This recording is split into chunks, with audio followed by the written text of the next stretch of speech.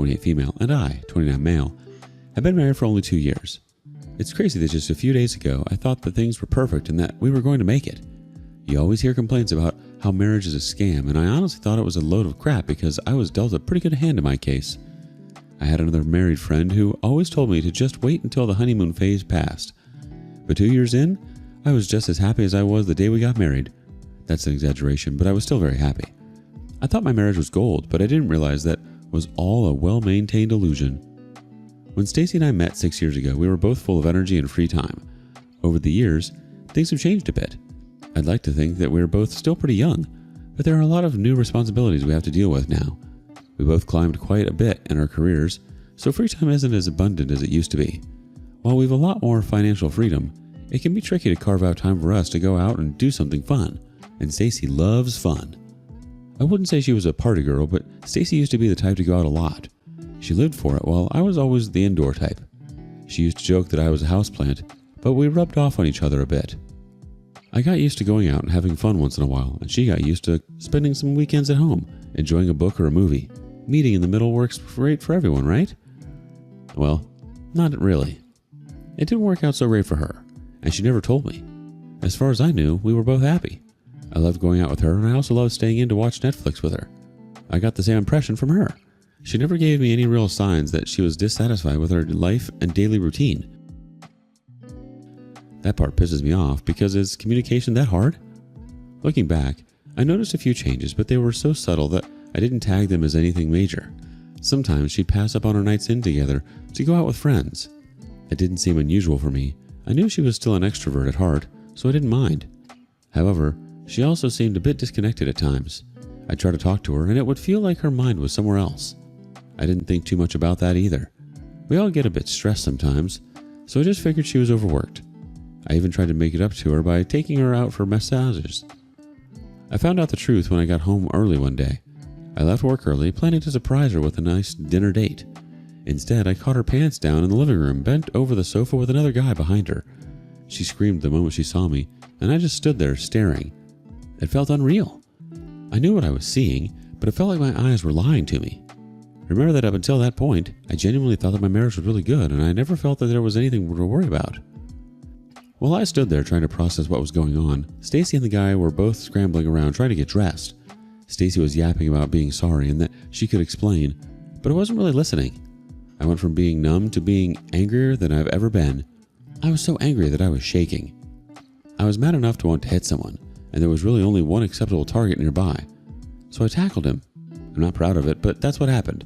I got him while he was pulling his pants up his legs, and I took him clean down. We fell to the ground together, and I'd already hit him twice when he started screaming, "I didn't know, bro, I didn't know." That was enough to get me to hesitate. Part of me wanted to beat his face in, and the other part understood that she'd probably lied to him about being single. Even though I was still fuming, I got off of him, and he rushed to put the rest of his clothes on. He scrambled out the door, still putting the rest of his clothes on. I screamed at Stacy and told her to tell me what was going on. She didn't cry or anything, but she looked scared. She'd just seen me tackle her affair partner and nearly beat him up, so I wasn't surprised.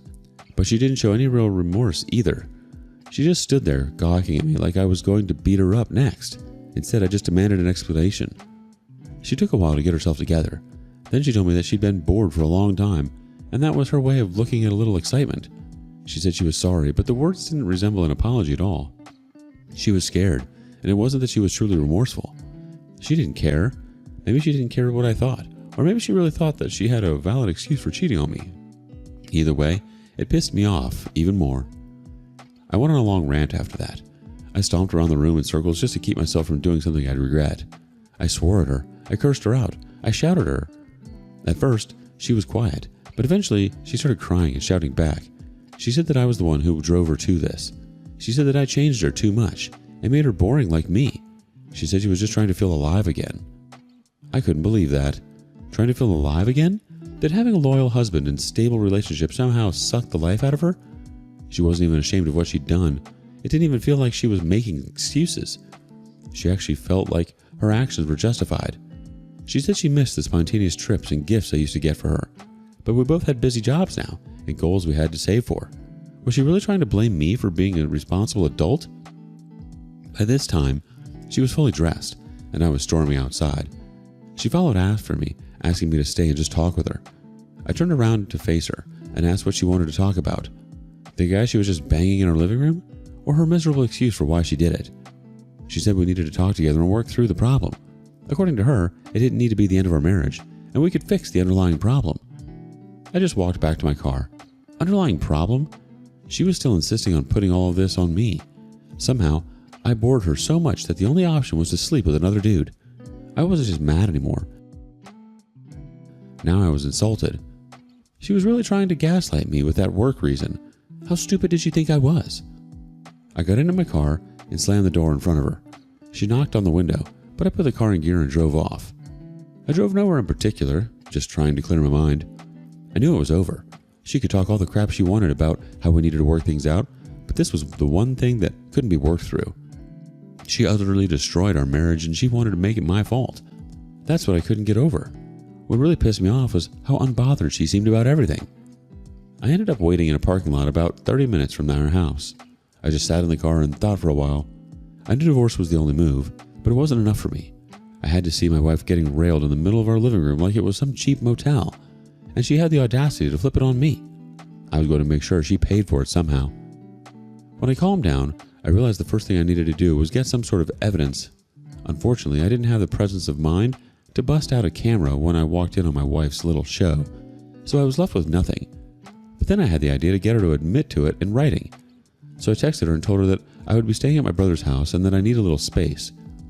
She said she understood and that we could talk about it the next day. Then I told her that I just needed to understand why she cheated on me. She didn't reply for a while, and I was scared that she'd figured out what I was up to.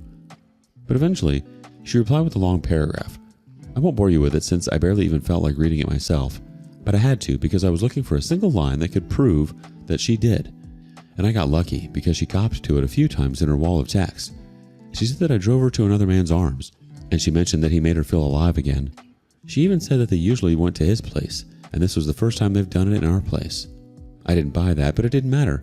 I'd gotten her to admit to what she'd done. But she had a bit more to say. She told me about the guy. He was a post-grad student at a college nearby.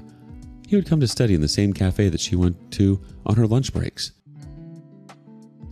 They met a few times, struck up a casual conversation, and things took off from there.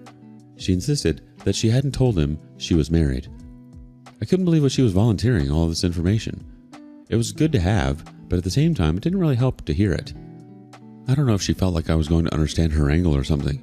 It's bad enough knowing that you were cheated on, but having to see it is so much worse. Especially when she went on about how he was still energetic and young at heart.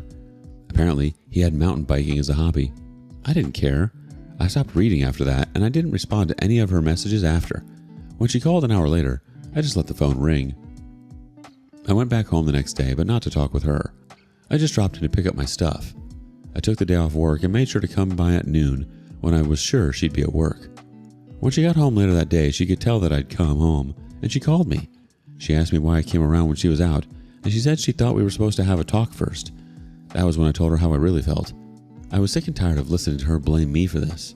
She got bored with our marriage, and instead of putting in the effort to fix it, she went out and started an affair with another man. Yet somehow she thought she could make herself the victim. Then I told her that I was done with her. I'd packed everything I needed, and I wouldn't be coming home, and I wasn't staying with my brother, so she shouldn't bother looking for me there. For the first time since I caught her cheating, she sounded panicked. It seemed like it was just setting in that her marriage was about to fall apart. She pleaded with me to just come over once and talk with her, but I refused. Then I told her the next time that she would hear from me would be when I brought her the papers to sign. When I ended the call, she was already tearing up. I didn't stick around to listen to the waterworks. I just got right into planning the divorce. I've already found a lawyer, and we've already talked about my options around the possibilities. I know the divorce will probably be rough on me, but anything's better than living with her. I genuinely want it to be over so I can move on with my life. Walking in on someone you love, doing that in your own home? That's nightmare fuel. And then for her to try and flip it on you, like somehow you pushed her into cheating. Come on. It sounds like you genuinely thought things were okay, and that's not on you. That's on her for not saying anything and choosing to sneak around instead of just being honest. And trying to play therapist right after blowing everything up? That's wild. Like, no, you don't get to cheat and then lead a relationship TED Talk 5 minutes later. Update. At first, I wasn't planning to tell anyone what happened. Well, apart from my original post here, but that's anonymous. Getting cheated on hurts in a way that can't be described, and there's a real blow to your pride. You're scared of everyone looking like the guy who couldn't keep his wife happy, even though it goes a lot deeper than that. But Stacy's reaction to the whole thing pushed me over the edge, and I did something I never thought I would do. First, she kept texting me. She asked for forgiveness a lot, but it was in a detached sort of way, like it was just a thing she was supposed to do. But she also completely refused to take accountability. She kept saying that we needed to work together to get through it.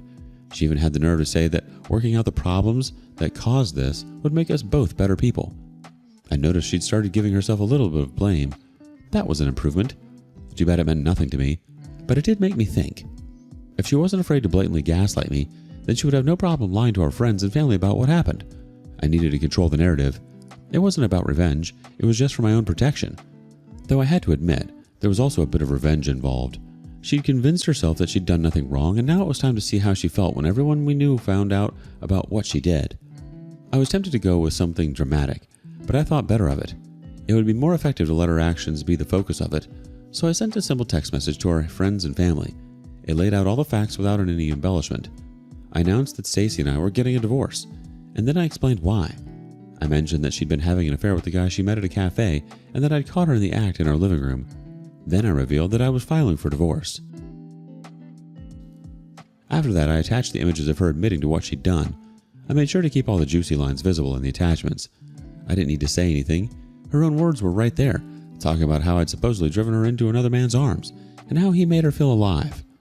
I even included the bit where she said it was the first time they did it in our place. The fallout was almost instant. My phone blew up immediately, which I expected, but what I hadn't expected was for half the calls to come from Stacy. It took a while for Stacy to find out, since I didn't send her a copy. She knew what she did, after all. The first few calls came from close family, mine and hers. Everyone was worried and asked if it was true. When I convinced them that it wasn't some sort of elaborate prank, their reactions varied. Most were sympathetic towards me, and some were just angry at Stacy. Everybody was disappointed in her, though. Her parents were practically upset about it. Her mom even tried to convince me to take her back, and promised that she would talk to her. She offered to talk some sense into Stacy and promised that it wouldn't happen again. She's a sweet woman who means well. I knew she was just trying to save her daughter's marriage, so I didn't hold it against her. I just explained to her that I couldn't trust her not to do the same thing again. It had come so easily to her the first time, and it probably wouldn't be hard for her to do it again. I got a few calls from some friends, too. It turns out that I was right. She tried to control the narrative, and she told her friends that we had personality differences that we couldn't work through. But they couldn't argue with the evidence, and they all agreed that Stacy's actions were disgusting. It felt good to see people on my side. I didn't realize how much I wanted to hear someone acknowledge that she was the one who messed up, not me. About an hour after I spoke to her parents, Stacy called for the first time. She was crying, and the first thing she did was shout, "How could you?" She said that I was humiliating her for making a mistake, but I remembered how smug she'd looked at me when she tried to pin everything on me, and if I hadn't walked in on her, she'd still be lying to me this day. I had no sympathy for her. If anything, her tears gave me a sense of vindication. She told me that her mom called her and chewed her out for her affair. Our mutual friends were all turning their backs on her. Even some of her personal friends were scolding her. She said I was destroying her life, and she had almost no one left. I told her that she was finally facing consequences. If she wanted to think she was the victim, that was fine, but everybody else seemed to see things completely differently. But she kept insisting that I was the a-hole for revealing our personal matters. She said it was something we were supposed to work through in private. I laughed at that. So she could keep spinning her lies behind my back? No thanks. I ended the call on that. If she wanted to talk to me again, we could do that in court. That didn't stop her from trying to call me, though. She called nonstop for about an hour, so I blocked her number. I told my lawyer to let her know that she could talk to him if she wanted to communicate with me. The divorce is still ongoing, and it's looking pretty good. My lawyer said it should be relatively smooth since we don't have kids or major assets to divide. Stacy's fighting to keep the apartment, and honestly, she can keep it. Every room in that place is tainted. If I had to keep that place, I'd burn the couch and the living room. What I can't accept is alimony. She's trying to get spousal support, and I'm fighting hard not to give her a single dime. She has an okay job, though I'm not sure how long she'll hold on to it, since all her coworkers know she's a cheater now. But more importantly, I'm not giving a dime to a woman who cheated on me. The funniest thing is that her affair partner, Mr. Exciting, actually reached out to me. I'm not sure how he found out what was going on. Maybe it was from a mutual friend that they had met in the cafe. Either way, he learned that we were getting a divorce, and he texted me apologizing. He said he genuinely didn't know she was married, and that he cut off all contact with her after that. The guy wasn't even mad that I'd hit him. He seems like a stand-up guy, all things considered. Though there's no chance of us becoming friends or anything for obvious reasons. I just told him that it was fine, and we left it at that. I'm doing better now. I've found my own apartment not too far from work. Nothing fancy, but it's fine. Just large enough for one person, and no chance of walking in on someone getting railed in the living room. You know what's ironic though? Stacy said she cheated on me because she was bored. Now her life's got all the drama and excitement she could ever ask for, and it's more than she bargained for. Meanwhile, I'm enjoying my peace and stability. I get why it felt risky to tell everyone, but I'm glad you did. You protected yourself, and now you don't have to sit back while she rewrites the story to make herself look better. I don't blame you at all for walking away from the apartment. That place would feel cursed after all that. As for the alimony, hard agree. The idea of paying someone who cheated on you? Absolutely not. What do you make of all this? Share your thoughts with us below. Thank you for joining us today on Our Space. Be sure to like and subscribe and hit that notification bell so you don't miss out on our next video. Until next time.